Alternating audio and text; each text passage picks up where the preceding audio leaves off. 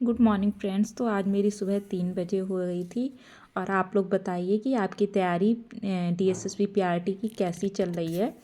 तो मैंने वही अपना साइकोलॉजी के जो नोट्स हैं 503 वो कंप्लीट किया, मैंने रिवाइज़ किया। और उसके बाद जो 504 का कुछ मतलब कुछ पार्ट पढ़ा था गार्गी मैम से, तो उसके रिवाइज़ किए। उसके बाद मैं ये 3 घंटे पढ़ा था लगभग। उसके बाद मैंने ब्रेकफास्ट कंप्लीट किया अपना और उसके बाद एक मॉक दिया। तो कल मैंने ये मॉक दिया है 16 मार्च, ये PYQ था 16 मार्च 2022 शिफ्ट सेकेंड का।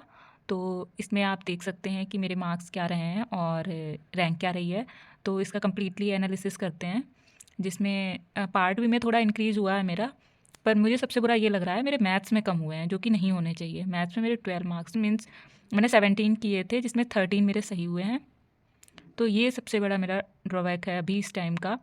और बाकी ठीक है, पर सबसे ज़्यादा मुझे बुरा इसी का लग रहा है, मैथ्स का। पता नहीं क्यों क्वेश्चंस नहीं हो रहे हैं, तो मुझे अब इस पे काम करना पड़ेगा। बाकी आप देख सकते हैं क्या रहा कैसा है। तो अब तो मुझे लग रहा है कि डेली ही एक मॉक देना चाहिए, लेकिन अगर डेली एक मॉक देते हैं तो उसका एनालिसिस नहीं हो पाता। अगर एनालिसिस करते हैं तो फिर जो टॉपिक अभी हैं पढ़ने को वो नहीं हो पाते हैं। तो बहुत सारे लोग मुझसे पूछ रहे हैं कि GS का कमेंट्स आ रहे हैं, GS कैसे कंप्लीट करें। तो चलो मैं बताती हूँ कि उसके लिए हम लोगों को क्या करना है। तो GS के लिए आप क्या कर सकते हैं, सबसे पहले तो आप PYQ लगाइए। और अभी जो रिसेंट एग्ज़ाम हुए हैं, मतलब 2025 में जितने भी हुए हैं एग्ज़ाम DSSB के, उनके क्वेश्चंस लगा लीजिए।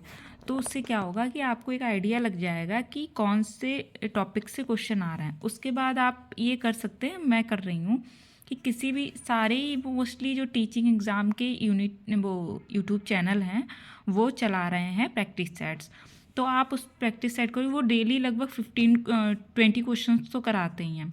तो आपके 20 क्वेश्चन तैयार होंगे और उनसे रिलेटेड भी, मतलब उनके जो ऑप्शंस होते हैं उनके बारे में भी बताते हैं। तो उतना तैयार होगा। जब आप PYQ करेंगे तो उससे आपको पता चल जाएगा इंपॉर्टेंट टॉपिक्स कौन से हैं।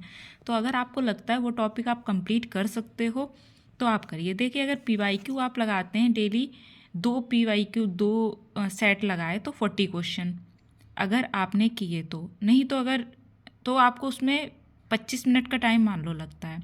एक यूट्यूब क्लास को जो देखोगे 1 घंटे की हुई, उसे स्पीड बढ़ा के देखिए तो इससे भी 40 मिनट, तो मतलब 1 घंटा तो आपको देना ही पड़े। 1.5 घंटा अगर आप दे रहे हैं तो आपका हो सकता है। जैसे मैं क्या करती हूँ, मैंने ये कुछ PYQ किए हैं और ये मैं किसी यूट्यूब चैनल से देख के लिखती हूँ, ठीक है।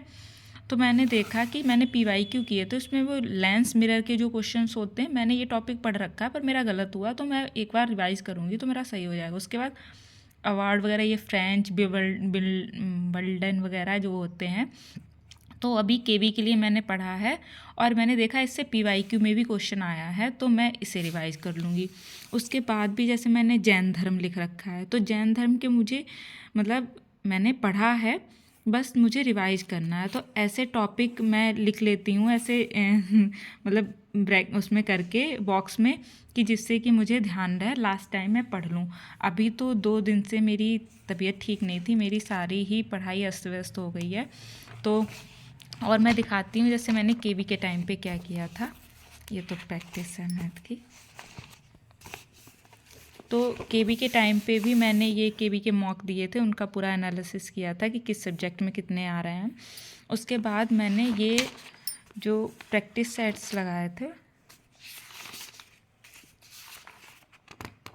जैसे ये, तो टीचिंग परीक्षा के प्रैक्टिस सेट किए थे, तो मैंने उन सबको लिखा। उसमें करंट भी थे और नॉर्मली ऐसे भी थे। तो उससे क्या होता है, जब कोई टीचर प्रैक्टिस सेट कराता है तो आपको याद बहुत अच्छे से रहता है। तो इसलिए मैंने ये लिखा था, मैं ये रिवाइज़ कर लूँगी। और उसके बाद मैं वो अभी डेली एक प्रैक्टिस सेट करूँगी। अभी तक तो एक ही किया है, वो मैंने टीचिंग रोजगार विद अंकित पे एक सर करा रहे हैं, उनसे किया था। और उसके बाद मैं जो PYQ में हो रहे हैं उन टॉपिक्स को देखूँगी, जितना देख पाऊँगी वो, वरना GS पे मैं इतना फोकस नहीं कर रही हूँ।